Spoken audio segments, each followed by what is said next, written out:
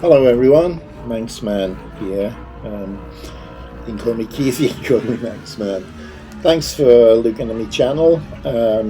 Since TT I've gained so many subscribers, it's been great. If you haven't already subscribed, please do hit that subscribe button down below. Click on that little bell if you want notifications when there's new videos appearing. But that's about it for this year's TT races, of course. Having said that, we got the Southern 100 coming up in just about 3 weeks, just over 3 weeks' time, on the Balown circuit, the short Castledown circuit, 4.25 mile long. Great event, of course. It's not just a time trial, it is a race, and great for spectators. Yeah, so that's the Southern 100, and then of course we've got the Manx Grand Prix. No longer the TT Classic races or the Classic TT. That brand has now gone, and we've reverted back to the good old Manx Grand Prix, which a lot of people preferred. The TT Classic or the Classic TT, whichever way you want to call it. That started in 2013. That's that subscribe button again. Go on, give it a push.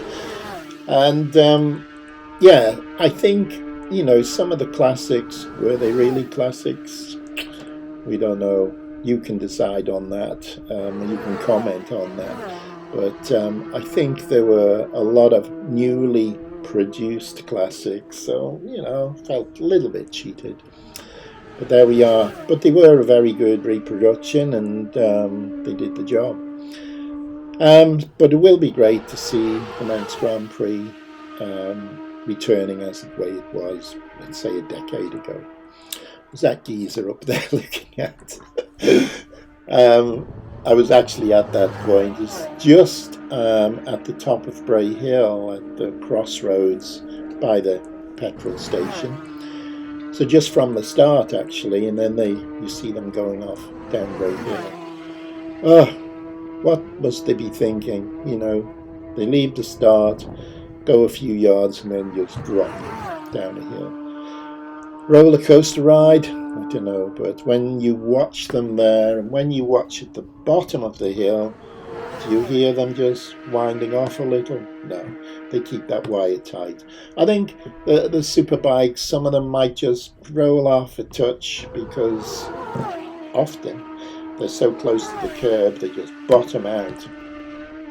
The sidecars, of course, with just 50 mil off suspension travel, what will they do? They bottom out, and sadly, just from the bottom of Bray Hill, a little bit further on to Aggo's Leap, that's where the two very sad and tragic sidecar accidents this year. There was some case on the first one of mistaken identity on the French crew, but it's been investigated. The whole accident, when there's a fatality, of course, the police are involved. A thorough investigation has to take place. And we just sort of wish and hope their families, their friends are all coping the best way they can. And these accidents happen, and I think the people who take part in the races, they know the risks. And I think it always amazes me how their families cope with it as well. How can you be prepared for the loss of a loved one, a brother, a sister, husband, father, son, and there we had the father and son that died in the same place on the sidecars. All we can do is say, rest in peace, guys, because the show does go on, and I'm sure they agree that the show must go on. Oh, a little bit morbid, but yeah, it was. I mean, the TT this year was full of emotion, and as they say, it was quite a roller coaster ride. Peter Hickman, of course, doing what he likes to do best, win races. He didn't win them all. He was hoping to, but he's more concerned about winning than breaking records. He told me that. And fair play to him. It's Cameron Donald there, holding his program up to his eyes. Cameron was a great rider. You must know about him. He does some commentary now, and he decided to retire. Talking of retirements, what do you think of John McGuinness? He's completed his 100th TT. In fact, he's probably done 103 or more by now. Should he retire? I think he's at the top of the game. I don't think he should take too many risks, and of course every time you go on the TT circuit you are taking risks. I think I saw it all in his face and his wife and his son's face as they were preparing to start their senior TT.